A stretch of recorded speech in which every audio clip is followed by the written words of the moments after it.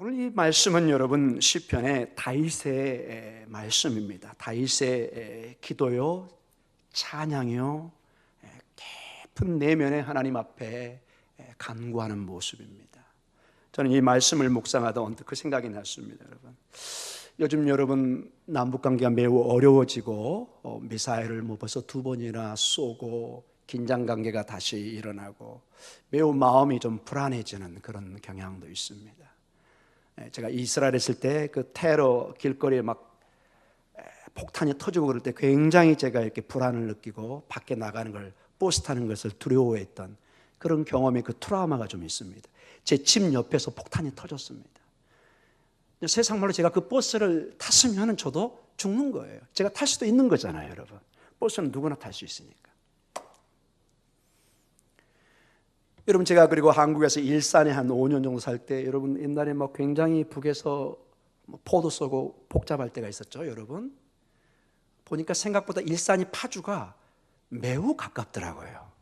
저는 괜히 좀 멀리 있는 줄 알았는데 뭐가 쿵쿵쿵 하는데 이게 눈 떠 보니까 바로 그분들이 거기 계시는 거예요. 이제 저쪽에. 그래서 굉장히 마음이 이렇게 무거웠고 불안했던 그런 마음들. 우리는 이렇게 불안하면은 1차적인 행동이 사재기 같은 것도 합니다. 갑자기 라면도 몇 박스씩 사가지고 창고에 넣기도 하고 생수도 정해놓고. 저 유럽 같은 데 스위스나 이런 데 가보면 여러분 지하로 한 100m 정도 파가지고 인공 지하 벙커를 만들어서 혹시 원폭 핵 전쟁이 있으면 1년 2년을 버틸 수 있는, 실제 그런 것이 수천만 원에 팔립니다. 여러분, 이건 제가 지어낸 얘기가 아니라 제가 직접 그 진화도 가봤고 자료도 봤고 들어보고 이런 방송에서 볼 수 있습니다. 그 안에 호텔처럼 다 시설을 갖춰놨습니다. 피난처를 여차하면 그곳에 피난 가서 생명을 보호할 수 있도록. 어떤 사람, 돈 많은 사람은 이 지구는 어렵다, 우주로 떠날 계획을 세운 사람도 방송에 가끔 나옵니다. 이렇게 우리는 안전을 찾아서 몸부림치는, 이게 거의 본능에 가깝습니다. 살아가는 성도, 이게 세상의 모습입니다. 오늘 주님께서 여러분에게 도전합니다. 여러분에게 환난이, 공경이, 어려움이 올 때 어디로 피하시겠습니까? 어디에 여러분의 피난처를 삼으시겠습니까? 이것이 오늘 시편 11편의 주제입니다.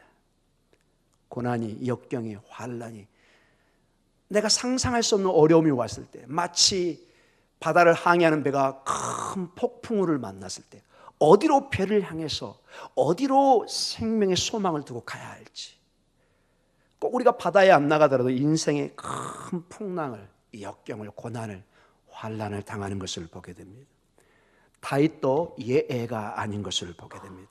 오늘 우리는 믿음의 선배인 다윗을 통해서 우리의 삶을 조망해보고 21세기를 살아가고 자금의 이 어려운 상황 속에서 우리의 마음이 때로는 불안해지고 마음의 평안이 사라질 때, 하나님 우리에게 평안을 허락하여 주시옵소서. 주님, 제가 피할 곳이 어디입니까? 제가 기도처가 어디입니까? 제가 머물러야 할 곳, 제가 가야 할 곳, 제가 서야 할 곳, 제가 앉아야 할 곳, 제가 누워야 할 곳 어디입니까? 그것을 진지하게 주님 앞에 묻는 여러분 되시는 이 시간이 되시기를, 영적으로 이것을 다시 한번 깨우치는, 도전받는 시간이 되기를 간절히 축원합니다. 아멘. 왜냐? 우리의 인생은 항상 꽃밭만을 가지 않습니다. 이 길이 얼마나 어려운지 늘 방송에 결혼 전이나 사랑하는 사람한테 늘 얘기합니다. 당신을 꽃길만을 걷게 하겠어. 여러분 다 아시죠? 그게 시라는 거. 현실은 매우 어렵습니다. 가끔 방송에 한 번도 안 싸웠다는 집, 항상 사랑한다는 점인데 저는 저 사람 ET구나, 우주에서 온 사람이구나, 이렇게 생각밖에 안 듭니다. 여러분, 아마 저는 그 사람들 부정하고 싶지 않습니다. 그렇게 훌륭하게 사는 사람도 있지만 우리 보통 대부분의 삶은 지지고 볶고, 이게 정상인 줄 믿습니다. 지지게 볶고 그런 삶입니다. 여러분, 100명에 1명 정도가 있을 말고 99명 정도는 대부분 때로는 갈등하고 때로는 화도 내고 그리고 또 사랑도 하고 붙들고 살아가는 인생이 우리의 인생이 아닌가 봅니다. 그래서 여러분, 항상 우리는 늘 우리의 어려울 때 피난처가 어디인지를 우리는 살펴보아야 됩니다. 우리가 역경을 당했을 때 우리가 피할 곳이 어디인지를, 우리가 머물러야 될 곳이 어디인지를 생각해야 됩니다. 피난처가 없이 막연히 퇴로를 생각하지 않고 있다가 갑자기 고난이 닥치면은 정말로 우리는 어디로 가야 될지를 모르는 경우가 너무나 많습니다. 그래서 신앙 있는 지혜로운 사람은 시대를 분별하고 영적으로 깨어서 이 시대가 어떤 시대고 내가 어디에 머물러야 되는, 내 기도처가 어디고 내 피난처가 어딘지를 늘 생각을 해야 됩니다. 늘 생각을. 자, 오늘 시편 11편 1절과 3절을 먼저 보도록 하겠습니다. 자, 1절 같이 읽습니다. 내가 여호와께 피하였거늘 너희가 내 영혼에게 새같이 내 산으로 도망하라 함은 어찌함인가. 아멘. 자, 이 다윗에게 큰 고난이, 역경이 다가온 것을 보게 됩니다. 이미 우리는 2절을 통해서 보면은 원수가 활을 당기고 화살의 시위를 먹이며 곧 쏠 직전입니다. 마음이 바른 자를 어두운 데서 뭐 하려 하죠? 여러분 2절에 쏘려 하는, 이걸 놓기만 하면 화살이 나가서 맞아서 죽는 거예요. 여러분, 굉장히 위급한 상황.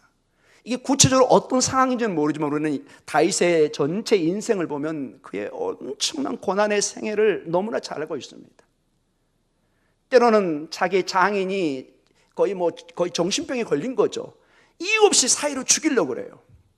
그래서 치료하기 위해서 하프를 틀고 음악 치료를 하는데 어떨 때는 사울왕이 때로는 창을 들고 그냥 막 사이한테 집어 던져요. 그냥 그걸 겨우 피해서 숨기도 하고. 그러니까 여러분, 2절의 상황은 여러 다윗의 상황을 아마 묘사하고 있는지도 모릅니다. 자, 그때 여러분 1절에 많은 걸 시사하는 내용이 나와 있습니다. 두 부분으로 나와 있습니다. 1절을 여러분이 잘 보시면 1절이 모든 키를 푸는 키 열쇠가 다 들어가 있습니다. 1절을 가만히 봐 보십시오. 내가 누구에게 피하죠? 여호와께 피하였거늘. 자, 이 시편 기자는 다윗은 분명히 본인의 피난처가, 안전의 근원이 여호와인 것을 분명히 선포합니다. 피하였거늘. 여러분요, 거기다가 볼펜이나 연펜으로 적어 놓으시기 바랍니다. 원뜻은 내가 여호와께 피난처를 삼았거늘, 이 뜻입니다. 피난처, my refuge. 내가 머물 곳, 내 목숨을 건질 곳을 어디에 뒀다는 거예요? 여호와께. 피하다 그러면 단순 그냥 도망가는 그 느낌만 강한데, 이 원뜻은 내가 여호와 안에 피난처를 삼았다. 내 거처를, 내 피할 곳을 어디로 정했다는 거예요? 여호와께. 그런데 중간에 독특한 표현이 나옵니다. 너희가 내 영혼에게 새같이 내 산으로 뭐하라 하죠? 도망하라 함은 어찌함인가. 정확하게 너희가 누군지는 모르는데 여기 본문상 보면은 매우 다윗의 측근들이나 가까운 사람인 것을 보게 됩니다. 다윗을 해치려고 하는 것이 아니라 정말로 다윗에게 좋은 쪽으로 조언하는 사람들입니다. 그런데 그들의 얘기가 어디로 피하라고 그러죠? 산으로 도망하라. 마치 뭐처럼요? 새같이. 자, 우리가 어려움이 올 때 친한 친구들 우리 상담을 하죠. 사랑하는 친구야, 내가 이렇게 너무 지금 어렵다. 어떻게 하면 좋지? 어떻게 하면 좋지? 이 문제를 어떻게 풀지? 대부분의 세상 친구는 피난처를 얘기합니다. 튀어, 그냥 외국으로 가버려, 그냥 뭐 어디 지방으로 숨어버려, 뭐 어디 산속으로 가, 아니면 뭐 우리 집에 와 있어. 여러 가지 방법을 제시할 것입니다. 다윗은 얘기합니다. 사랑하는 친구요, 왜 하나님께 피한 나를 보고 하나님이 아닌 어디로? 산으로. 고대 세계의 산, 그리고 새들이 주로 어디로 숨죠? 산으로 숨죠. 마치 새가 자연스럽게 가듯이 굉장히 익숙한 장소입니다. 늘 내가 가던 곳입니다. 그곳으로 피하라고 굉장히 이성적으로 들립니다. 굉장히 나에게 납득이 됩니다. 아하, 저리 가면 내가 살겠구나. 저리 가면 내가 살겠구나. 때로는 이게 맞는 말일 수도 있지만은 때로는 하나님이 그러한 사건을 일으키시고 역사할 때는 사랑하는 성도 여러분, 산이 우리 피난처가 아니라 여호와가 우리의 피난처인 줄 믿으시기 바랍니다. 하나님의 손길을 피할 수가 없습니다. 이 반문하는 것입니다. 내 사랑하는 친구야, 너는 어찌하여 나를 하나님 대신에, 여호와 대신에 산으로, 내가 익숙한 세상의 방법으로 피할 것을 제시하고 있느냐, 이렇게 묻습니다. 여러분, 왜 그런 줄 아세요? 여러분, 2절에 모든 것이 다 적혀져 있습니다.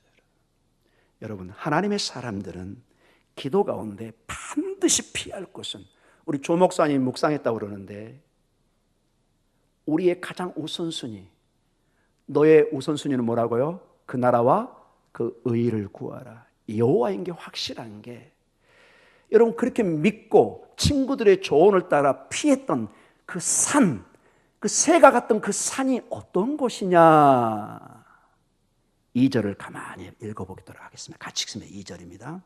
악인이 화를 당기고 화살을 시위에 머금이며 마음이 바른 자를 어두운 데서 쏘려 하는도다.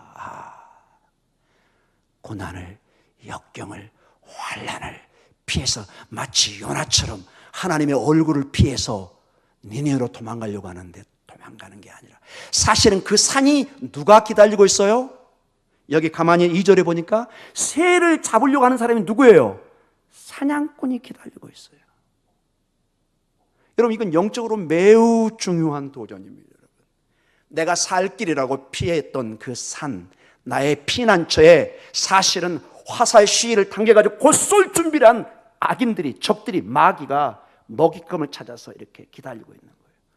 신약 성경은 우는 사자가 먹잇감을 찾아서 헤매는 그 모습으로, 삼킬 자를 찾아 헤매는, 사랑하는 성도 여러분, 우리 신앙에는 반드시 고백해야 될 게, 여호와 외에는 피난처가 없는 줄 믿습니다.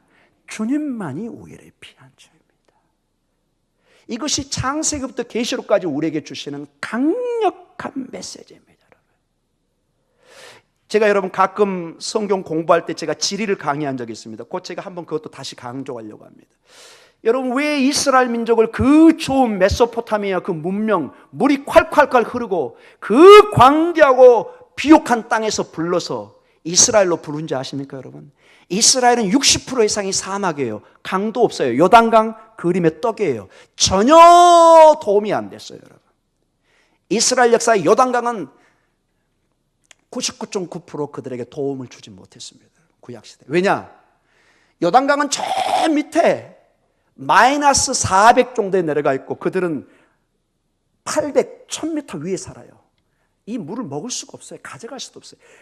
이 예루살렘에서 요단강까지 약 한 32km, 36km 정도 걸립니다. 목사님, 저는 운동 삼아 걸을 거예요. 걸어보세요, 여러분. 32m 아닙니다. 제가 몇 킬로라고 그랬어요? 32km에서 36km입니다. 여러분. 그것도 광야를. 여러분, 걸으시면 아침에 출발은 거의 저녁에 도착할 수도 있습니다. 그리고 거의 목숨을 내놔야 됩니다. 전혀, 여러분, 이스라엘은 환경이 정말로 혹독한 곳입니다. 그리고 국제 도로상에 있어서 많은 민족이 오고 가고 강력한 나라들이, 왜 우리나라가 지금 어렵나요? 중국, 일본, 러시아, 미국, 열강이 우리의 평화를 원치를 않습니다. 때로는 우리가 아무리 평화를 원하고 독립을 원하고 통일을 원하지만은 주변 사람들이 우리가 잘 되는 걸 그렇게 좋아하지 않습니다. 왜? 자기들의 이익을 따지기 때문에 그렇습니다. 여러분, 속지 마십시오. 우리 민족의 모든 이익은 우리가 챙겨야 됩니다. 여러분, 여러분과 제가 기도하고 하나님께 간구해야 됩니다. 여러분, 일본 사람들이, 중국 사람들이 금식하면서 우리나라를 위해서 기도 안 합니다. 여러분, 물론 하는 사람도 있겠지만 전혀 입장이 다릅니다. 여러분, 우리는 생존의 문제고 그들은 이익의 문제인 겁니다. 그렇게 입장이 다릅니다. 그런데 왜 하나님께서 이스라엘을 이스라엘 땅으로 보냈나요? 여러분, 그 혹독한 환경에 한 가지입니다. 그곳에서는 자기들의 힘으로 살 수 없는 것이에요. 하나님만을 바라보게 하는 것입니다. 하나님만. 너희는 광야 같은 삶에서 하나님만을 바라봐라. 하나님만을 바라볼 때 하늘에서 만나가 생명의 말씀이 주어진 줄 믿습니다.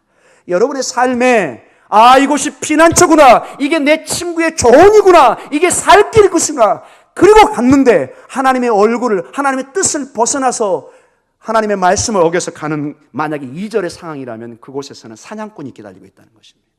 마귀가 먹잇감을 찾고 있는 것입니다. 마치 롯이 기름지고 풍요로운 요단 동편으로 갔지만 그게 소돔과 고모라 땅이었습니다. 사랑하는 성도 여러분, 언제나 하나님만이 우리의 피난처입니다. 하나님은 항상 우리에게 옳으시고 좋으시고 생명이십니다. 하나님은 항상 우리에게 합력하여 선을 이루십니다. 하나님만이 우리의 진정한 피난처입니다. 여러분, 이걸 왜 그렇게 강조할까요? 왜 이렇게? 우리 목사님 왜 그렇게 할 얘기가 없고 맨날 반복하나요? 여러분, 우리 영혼은 놀랍게도 타락한 영혼들은 반복해서 이 복음을 듣지 않으면 우리 영혼은 나도 모르게 세상에 보는 것으로 빠져들게 되어 있습니다. 세상의 안목의 자랑, 이 모든 보고 느끼고 모든 것에 우리 영혼은 팔리게 되어 있어요. 여러분의 자녀들을 매일 교육시키고 다시 교육시키고 다시 교육시키고, 우리 자녀들, 저도 마찬가지고, 여러분 지금 이게 사람 된 거 보면 하나님의 기적입니다. 여기 하나님의 기적이 하나 서 있습니다. 여러분. 왜 그렇게 반복하죠? 대부분의 우리 자녀들은 하루 이틀 가르쳐서 안 됩니다. 여러분, 매일 반복해야 됩니다. 딸아 이렇게 하면 안 되겠지, 아들아 이러면 안 되겠지, 이렇게 가르치고 저렇게 가르치고. 우리는 매일 하나님의 말씀을 통해서 우리의 영혼을 깨워서 여호와만이 나의 피난처인 것을 다시 한번 확인하고 선포하고 고백하고 다시 그분을 높이고 나아가야 될 줄 믿습니다. 그래서 여러분, 매일의 삶의 기도와 예배와 찬양이 그토록 필요합니다. 마치 우리가 매일 음식을 제때 먹어줘야만이 우리가 에너지를, 우리의 건강을 유지할 수 있는 것처럼, 그 어떤 사람도 오늘 먹고 한 달 후에 식사를 계획하는 사람 아무도 없습니다. 우리는 본능처럼 매일매일의 제때의 식사를 계산합니다. 우리 영혼의 양식도, 주님의 향한 우리의 마음도 그렇게 확인하고 나아가야 될 줄 믿습니다.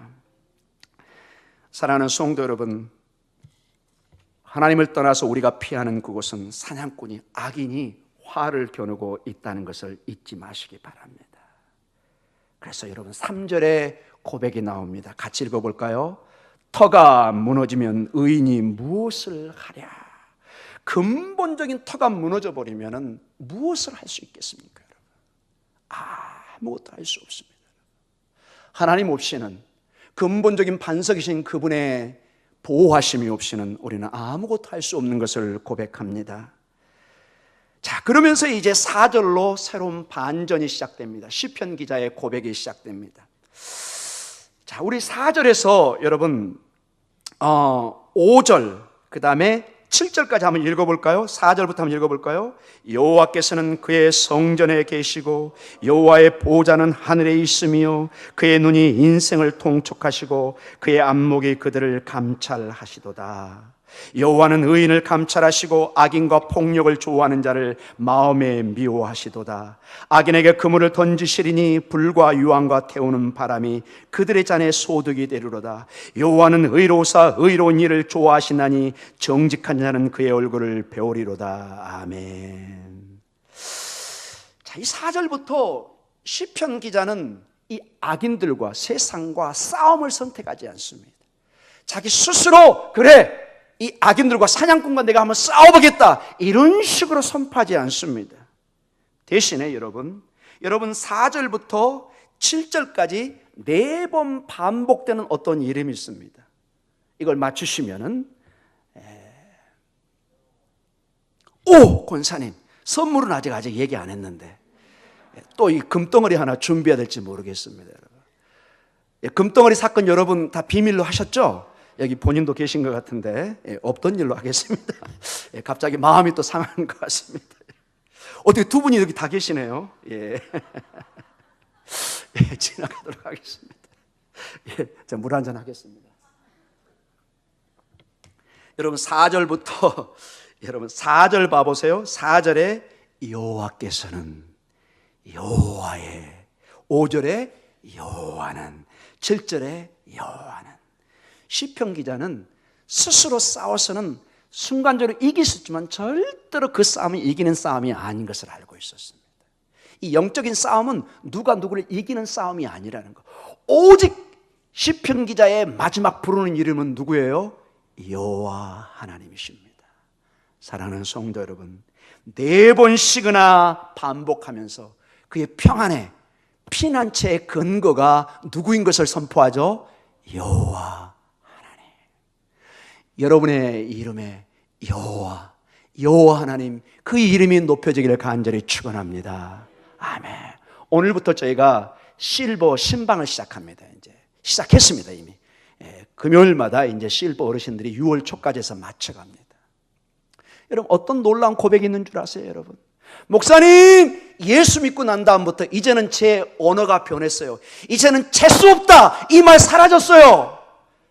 옛날엔 좀 뭐하면 아이고 재수 없어라, 이런 말이 나왔단 말이죠. 특히 장사하시는 분들, 아침에 좀 이상한 손님 갔다 오면 에이 재수 없어, 소금 뿌리고 뭐 이럴 수도 있잖아요. 여러분, 예수 믿는 다음부터는 아멘, 할렐루야, 하나님, 여호와, 예수, 그 이름만 나온답니다. 다쳐도 이렇게 고백이 된대요. 하나님, 요만큼만 다치게 해주셔서 감사합니다. 할렐루야, 아멘. 그러니까 어떤 얘기냐, 여기가 다쳐서 여기가 부러졌어요. 하나님이 이쪽 손이 안 부러지게 해주셔서 감사합니다. 여러분, 이게 가벼운 얘기 같죠? 여러분, 정말로 그 사건으로 내가 죽을 수도 있었잖아요. 여러분, 그런데 하나님이 요만큼만 다치게 하고 그 자리에 와서 예배드리게 하고 찬양하게 하고. 여러분이 지금부터는 모든 것을 반대로 보시기 바랍니다. 재수 없어가 아니라 재수 있어. 하나님이 축복하셨어. 하나님이 보호하셨어. 하나님이 지켜주셨어. 아멘. 아멘. 제가 약간 이번에 동남아 갔다 오면서 갑자기 허리가 굉장히, 여러분 잘 모르셨죠? 우리 체육대 하는 날 김광자원이 막 그 꾸정물로 날리고 그러는데, 원래 저 아시죠? 제가 막 뛰어가서 막 집어 올리고, 장로님 놔두세요, 젊은 목사가 움직여야 되지, 당연히 이렇게 해야 되는데 제가 보고 있었습니다. 왜냐? 허리가 매우 제가 안 좋았습니다. 여러분 잘 모르셨죠? 여러분, 말을 안 하죠. 여러분, 이 허리 아픈 사람들은 가만히 보면요, 완전히 그 거짓말장이 같아요. 보기는 멀쩡한데 아무 일도 못해요. 제가 옛날에 허리도 아파갖고 이번에도 제가 막 통증이 심해가지고, 아 이거 오늘 체육대인데 어떡하나, 막 벌써 느낌이 안 좋아요. 이렇게 벌써 뭐 하나 들면 막 겁이 날 정도로. 이렇게 사랑하는 성도님처럼 반대로 고백했습니다. 하나님, 이 정도만 아프게 해주셔서 감사합니다. 그래서 일부러 가서 저 열심히 막 이거 으쌰 이거 발 한 거 보셨죠? 막 으쌰. 그리고 막 우리 최당님도 열심히 그때 땡기는데, 그거 좀 막 손, 이거 막 그 뭐죠? 이거 땡기는 거. 줄다르기 여러분. 젖먹던 힘까지 해가지고 저희 팀이 이긴 거 아시죠, 여러분? 할렐루야, 여러분. 일부러 안 아픈 척 했습니다. 집에 가가지고, 아이고, 여보, 저 사온 약이 있었거든요. 동남아 뭐 파스에 좋다나, 뭐에 좋다나, 뭐 이래가지고. 이게 바르고 막. 근데 지금 많이 좋아졌습니다. 사랑하는 성도 여러분, 폭이 나름입니다. 제가 더 아파가지고 아예 체육대를 못 가고 여기 오늘 설교단에도 못 샀으면 얼마나 힘든 일입니까? 지금 거뜬한 줄 믿습니다. 저 옆에 저 겨자식 꿈태 농사 잘 짓고 있습니다. 여러분. 할렐루야. 궁금하신 분 내일 보시기 바랍니다. 사랑하는 성도 여러분, 폭이 나름입니다. 오늘 여기 시편 기자는 4번씩이나 여호와를 부르면서, 여러분 이 당시에 틀림없이 다윗의 상황이 좋지 않았습니다. 아직도 어려움 속에 있었습니다. 그러나 그는 여호와의 이름을 부르면서 힘을, 능력을, 소망을, 축복을 간구하는, 마지막 여호와의 이름을 반복해서 부르는 자가, 고백하는 자가 승리하는 자는 줄 믿습니다. 여러분의 인생은 일희일비하면 안 됩니다. 여러분, 잠시 우리는 실패할 수도 있고 성공할 수도 있고, 그게 인생의 척도가 아닙니다. 우리 인생을 돌이켜보고, 긴 인생을 돌이켜볼 때 우리의 뒤안길을 보면서, 아, 내 인생을 하나님이 축복해 주셨구나, 그때 평가가 일어날 줄 믿습니다. 궁극적으로 우리 하나님께서 마지막 심판대에서 우리를 평가하시고 우리를 판단해 주실 줄 믿습니다. 왜냐? 여호와의 이름을 부르는 자는 하나님의 피난처를, 생명을 얻지만은 악인들은 여러분 6절을 한번 봐보십시오. 악인의 길이 어떤지 여러분. 하나님을 떠나는 자를, 세상의 피난처를 삼은 자들의 한번 모양을 보십시오. 6절 같이 읽습니다. 악인에게 그물을 던지시리니 불과 유황과 태우는 바람이 그들의 잔에 소득이 되리로다.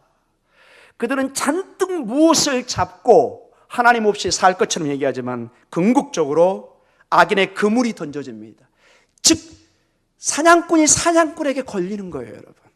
그물을 던져서 그 당시에 고기도 잡을 수 있고 새들도 잡고 그랬잖아요. 동물도 잡을 수 있고.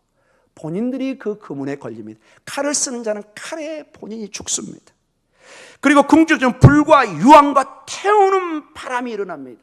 이 원어의 뜻은 마치 어떤 뜻으로 이렇게 묘사됐냐면은 화산이 터지는 그 볼카노 팍 터지는 거 혹시 방송에 보셨나요?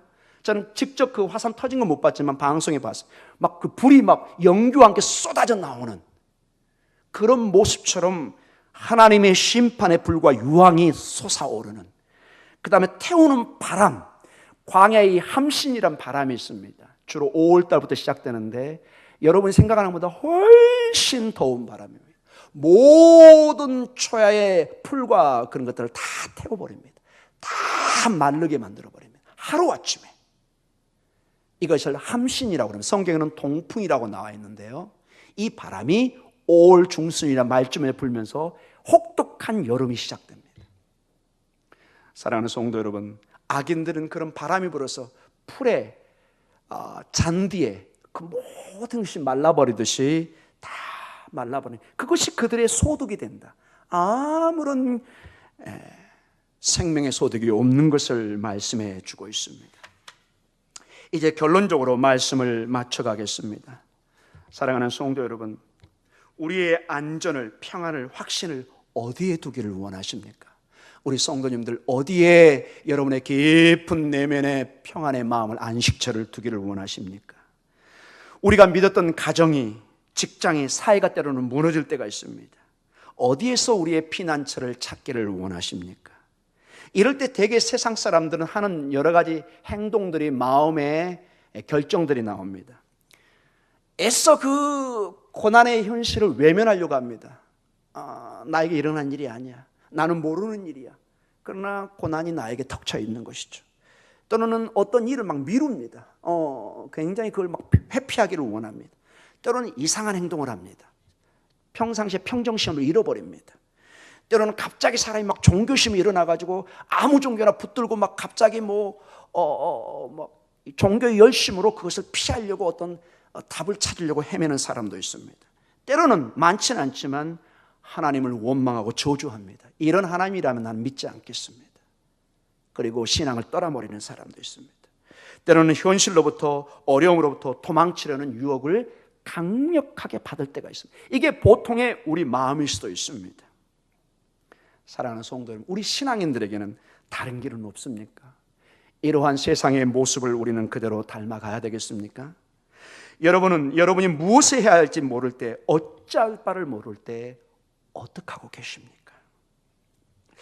오늘 시편 본문을 통해서 보면 우리가 배우는 것이 무엇인지를 도전받습니다. 그 위기의 장소로부터 산으로 도망가지 말고 너의 신뢰를, 너의 피난처를 여호와께 두라.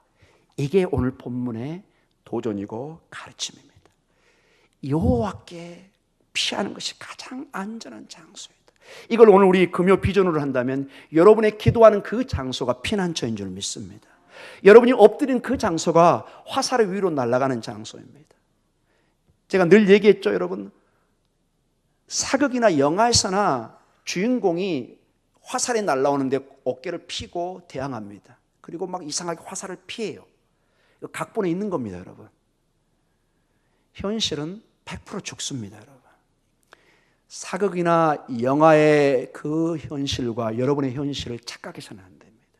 고난이 닥치면은 여러분 하나님 앞에 엎드려야 되는 줄 믿습니다.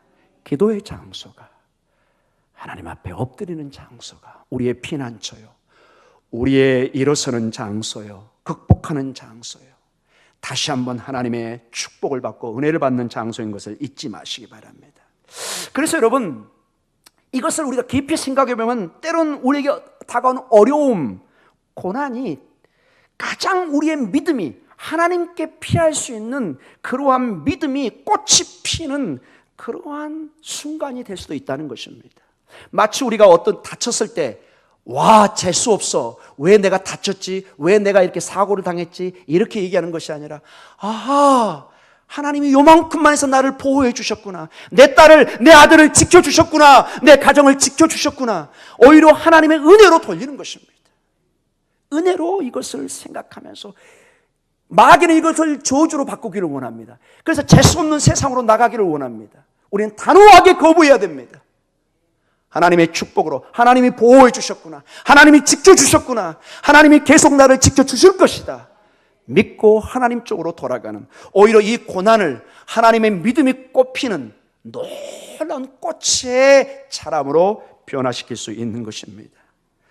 우리가 그 어떤 것도 붙잡고 의지하고 아무것도 의지할 것이 없을 때, 우리가 붙잡을 것도 없고 정말로 아무것도 손에 잡히는 것과 눈에 보이지 없는 그런 망망한 데일 때, 우리는 주님을 붙잡을 수 있는 놀라운 은혜가 있는 것을 잊지 마시기 바랍니다. 우리에게는 주님을 붙잡을 수 있는 마지막 기회를 하나님은 항상 주십니다. 여러분, 비록 우리가 주님을 의지하고 신앙생활하면은 우리가 오해해서는 안 되는 것이, 그러면 우리는 고난이 항상 우리를 비껴가겠지, 고난이 없겠지. 이거는 여러분 착각입니다. 이 땅의 삶의 바람이, 역경이 없을 수는 없습니다. 그거는 공동묘지밖에 없습니다. 바다에 가면 반드시 뭐가 있죠? 바람이 붑니다. 그게 정상입니다. 성경은 얘기합니다. 비록 신앙의 삶에 어려움이 올 수 있고 고난이 닥칠 수 있지만은, 그러나 주님을 의지하고 신뢰하고 믿음으로 사는 사람은 그 어려움을, 고난을 이길 힘을, 능력을 하나님이 주신다는 것입니다. 주님이 우리를 고아처럼 내버려 두지 않으시고 주님의 권능의 손으로 붙드셔서 그 고난을 하나님의 축복으로, 생명으로, 희망으로 바꾸신다는 것입니다. 광야의 40년 생활을 광야로 끝이지 않고 하나님과 함께하는 임재의 장소요, 약속의 장소로 가는 통로로 만드신다는 것입니다. 이제 마지막 질문을 던집니다. 3절의 질문입니다. 우리 3절로 다시 돌아가겠습니다. 세상이 묻습니다. 많은 사람이 묻습니다. 3절의 질문이 터집니다. 같이 읽습니다. 터가 무너지면 의인이 무엇을 하랴? 여러분에게 고난이 오면, 역경이 오면 우리는 무엇을 할 수 있습니까? 무엇을 우리가 할 수 있습니까? 오늘 두 가지로 주님은 답을 주십니다.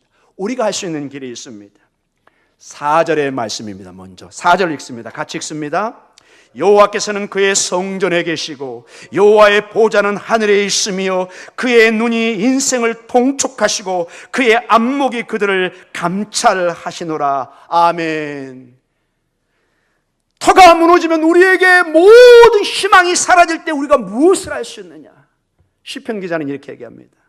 우리에게는 여호와 하나님이 계셔서 성전에 계시고 하늘에 계시고 그 온 우주에 계셔서 인생을 통촉하신다. 즉 관찰하시고 우리를 지켜보고 계시고 그의 안목이, 즉 그분의 눈이 그들을 감찰하신도다. 그들을 살피시고 계신다는 것입니다. 사랑하는 성도 여러분, 마치 여러분의 자녀가, 어린 자녀가 울고 있고 때로는 집에 있을 때 엄마는 다 보고 있습니다. 아빠는 보고 있습니다.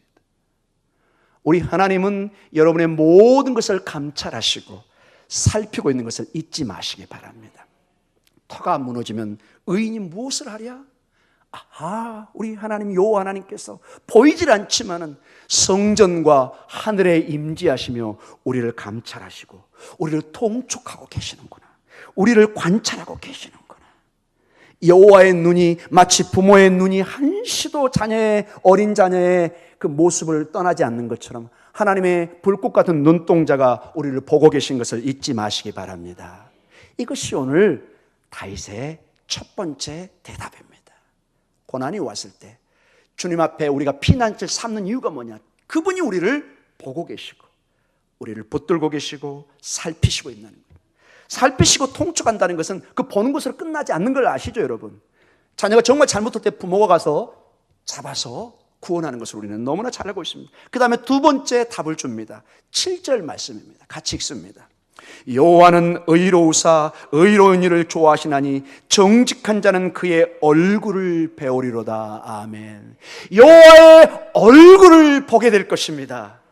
여호와의 얼굴을 본다는 구약의 뜻에 여호와의 임재, 보호를 받는다는 뜻입니다. 사랑하는 성도 여러분,